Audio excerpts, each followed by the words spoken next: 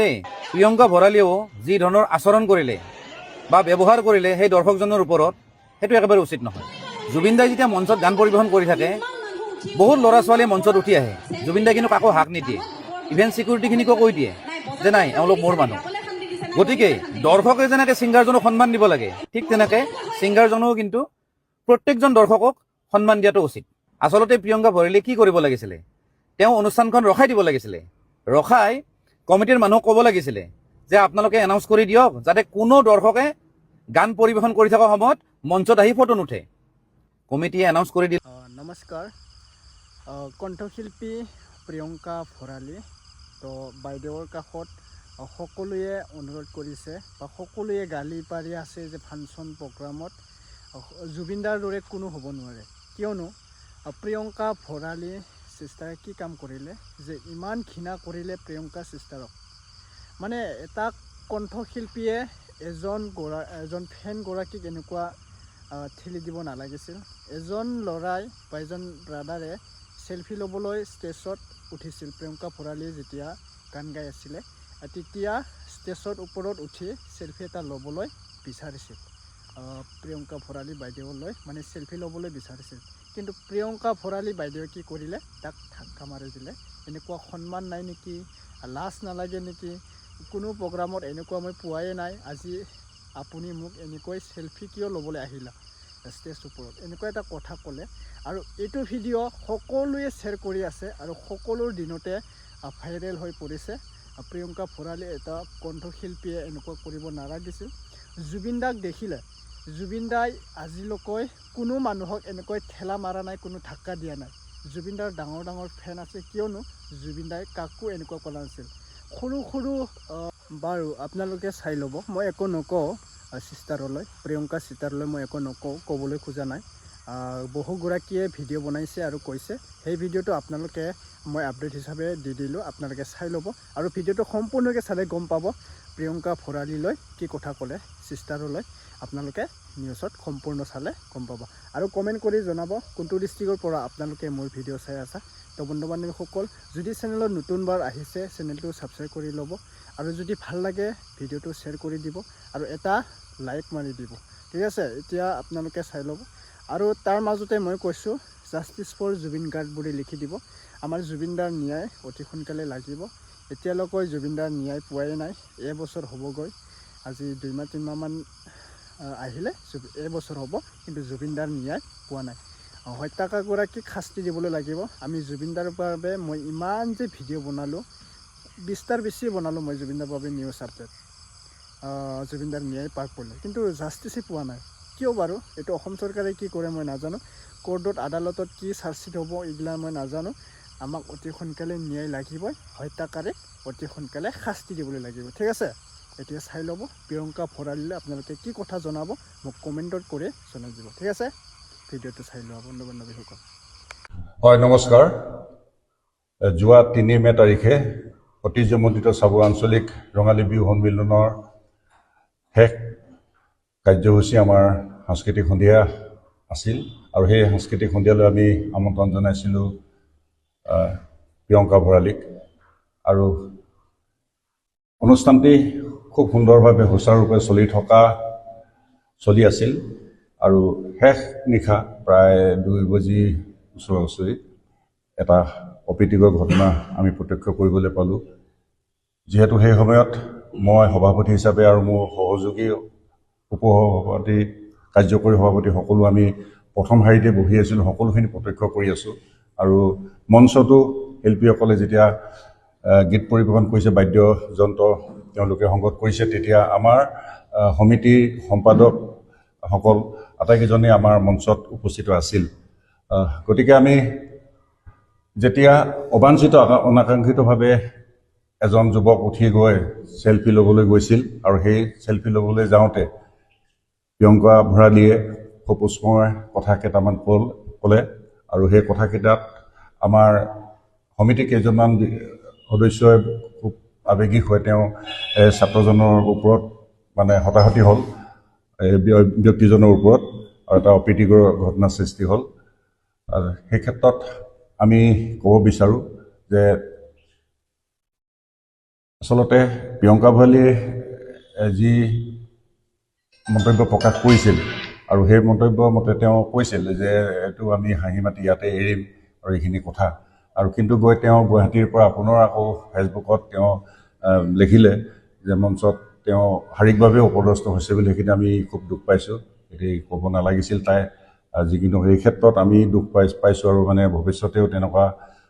মানে শিল্পীক আমি আমন্ত্ৰণ নজনোৱা কথাটোৱে আমি চিন্তা কৰিছোঁ আমাৰ আঞ্চলিকখনে আৰু যি অপ্ৰীতিকৰ ঘটনা সৃষ্টি হৈছিল সেই অপ্ৰীতিকৰ ঘটনাৰ বাবে আমি যিকেইজনৰ লগত আমাৰ সমিতিৰ মানুহ মেম্বাৰ সদস্যই তেনেকুৱা ধৰণৰ হতাহতিত লিপ্ত হৈছিল আজি ৰাজহুৱাভাৱে আমি চাবুৱাৰ পৰিদৰ্শন বাংলো যিটো আছে ভৱন তাৰ সন্মুখতে আমি গোট খাই আৰু আটাইকেইজনৰ সমিল মিলে মিলাপ্ৰীতি আৰু মানে মাপ খোজা এটা আমি কাৰ্যসূচী লৈছিলোঁ আৰু তাত সমূহ মানে যিসকল আমাৰ ৰাইজ আছিলে মানে সদস্য যিসকল আমাৰ বিহু সন্মিলনৰ সমূহ সদস্য সভাপতি সম্পাদককে প্ৰমুখ্য কৰি বিষয়ভাৱে সকলো উপস্থিত আছিল আৰু যিজন ছাত্ৰ চেলফি ল'বলৈ গৈছিল আৰু তেওঁ মানে ঘটনাত পতিত হৈছিল তেওঁ গাঁৱৰ সন্মুখৰ ৰাইজো আহিছিল আমাৰ ওচৰলৈ আৰু চাবুৱাবাসী ৰাইজৰ সন্মুখত আজি মিলাপ্ৰীতি এটা পৰিৱেশ সৃষ্টি হ'ল আৰু দুয়োগৰাকী ফালৰ পৰা মানে ভৱিষ্যতে অনাগত দিনত এনেকুৱা ধৰণৰ পৰিস্থিতিত আমি লিপ্ত নহওঁ বুলি প্ৰতিশ্ৰুতি দি সমগ্ৰ ৰাইজে তাক ক্ষমা কৰিছে চাবুৱাবাসী ৰাইজে আৰু আমিও আশা ৰাখিছোঁ যে চাবুৱা ঐতিহ্যমণ্ডিত ৰঙালী বিহু সন্মিলনখনৰ যাতে গাত কালিমা নালাগক আৰু আমি তেওঁলোককো আমি আমাৰ ফালৰ পৰা ক্ষমা কৰিছোঁ আৰু ভৱিষ্যতে আমিও আশা কৰিছোঁ যে তেনেকুৱা ধৰণৰ অপ্ৰীতিকৰ ঘটনা নহওক আৰু যি কি নহওক এতিয়া এটা সুন্দৰ বাতাবৰণৰ সৃষ্টি হৈছে আমি অনুৰোধ কৰিম যাতে এই বিষয়টোক লৈ আৰু বাদানুবাদ নহয় আৰু কোনো ব্যক্তিয়ে তৃতীয় পক্ষই যাতে এই ঘটনাটোক লৈ আমাৰ সামাজিক মাধ্যম বা কোনো সংবাদপত্ৰ বা তেনেকুৱা ধৰণত যাতে এই বিষয়টো উত্থাপন নকৰে তাৰ বাবে আমি কৌজোৰে আহ্বান জনাইছোঁ আজিৰ পৰা চাবুৱা আঞ্চলিক ৰঙালী বিহু সন্মিলন সমূহ সদস্যই আমি আশা ৰাখিছোঁ যে এই ঐতিহ্যমণ্ডিত বিহুখন যাতে অনাগত দিনবিলাকত সুকলমে পাতিব পাৰে আৰু ইয়াৰ যি মান মৰ্যাদা আছে আমি তাক অটুট ৰাখিম বুলি আমি ভাবিছোঁ গতিকে সমূহ ৰাইজলৈ পুনৰবাৰ আমি ক'ব বিচাৰিছোঁ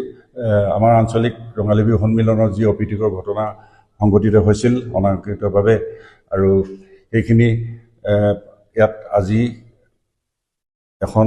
ৰাজহুৱা অনুষ্ঠান সভা পাতি তাতে মিলা মিছা কৰা হ'ল হয় মই বক্তব্যতে কৈছোঁ যে সভাত মানে আমাক দুখ দি গুচি যোৱা আমাৰ মানে প্ৰিয়ংকা ভৰালী আমি পুনৰবাৰ আমি এই অনুষ্ঠান তেনেকুৱা ধৰণৰ আমাৰ চাবুৱা আঞ্চলিকলৈ আমি আমন্ত্ৰণ জনোৱাৰ পৰা আমি বিৰত থাকিম আৰু দ্বিতীয়তে আমাৰ যিকেইজন ছাত্ৰ ক্ষমা কৰিব সদস্য ইয়াত আছিলে আৰু তেওঁলোকেও যাতে সংযত হয় আমাৰ কাৰ্যসূচী চলোৱাত সহায় কৰিব যাতে কাৰ্যসূচী বিঘ্নিত নহয় তাৰ কাৰণে আমাক সহযোগ কৰি যাব আৰু যিজন ব্যক্তি প্ৰহিত হ'ল বুলি কৈছে যে চেলফি লোৱা ছাত্ৰজন তেওঁকো আমি কৈছোঁ কথা কিছু যে তেওঁ আমাৰ পুত্ৰসম এজন ল'ৰা আৰু তেওঁক আমি কৈছোঁ যে যিকোনো বস্তুৱে অত্যাধিক হোৱাটো বেয়া অত্যাধিক আৱেগিক হোৱা অত্যাধিক ফূৰ্তি কৰা বা তেনেকুৱা ধৰণৰ কথা গতিকে সেয়া অত্যাধিকেই সকলো বিষ নিচিনা হয় তেওঁ মঞ্চলৈ উঠি যাব নালাগিছিল বুলি আমি ক'ব বিচাৰিছোঁ কাৰণ কেলৈ তেওঁ ভাল মনেৰে গৈছে তথাপিতো মানে এটা সমিতি অনুৰোধ জনায় বা আমাক কোনো অনুমতি নোলোৱাকৈ তেওঁ যোৱা এজন ব্যক্তি আৰু সেই ব্যক্তিজন তেনেকুৱাকৈ যোৱাৰ কাৰণে অনাহূত এটা পৰিৱেশ সৃষ্টি হ'ল আৰু যি পৰিৱেশৰ কাৰণে আমি সমগ্ৰ বিহু সমিতিখনেই আমি এতিয়া লজ্জানত হৈছোঁ গতিকে তেখেতকো আমি মানে এই মঞ্চৰ দ্বাৰাই আমি আহ্বান জনাইছোঁ যে ভৱিষ্যতলৈ যাতে তেওঁ খুব সংযতভাৱে এজন দৰ্শক হিচাপে মানে তেওঁক আমি সমাজৰ সুস্থানত লগ পাম বুলি আশা ৰাখিছোঁ ধন্যবাদ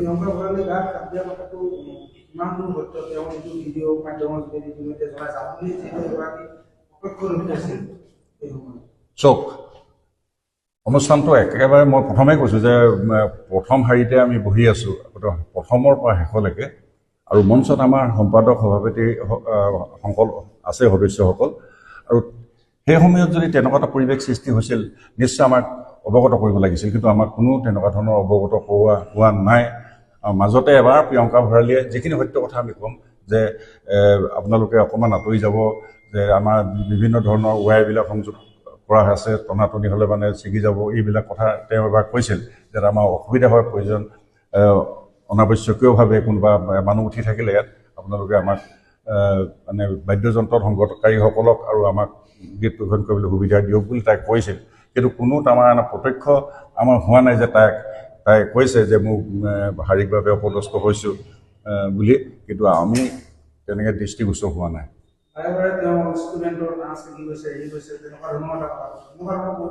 তেনেকুৱা ধৰণৰ পৰিৱেশটো আমাৰ প্ৰত্যক্ষ হোৱা নাই আৰু ইয়াত সমগ্ৰ স্বাভাৱিক ৰাইজ আছে হাজাৰ হাজাৰ মানুহ দৰ্শক আছে কোনেও এইটো দৃশ্য দেখা নাই যে বাৰে বাৰে হোৱাটো হয়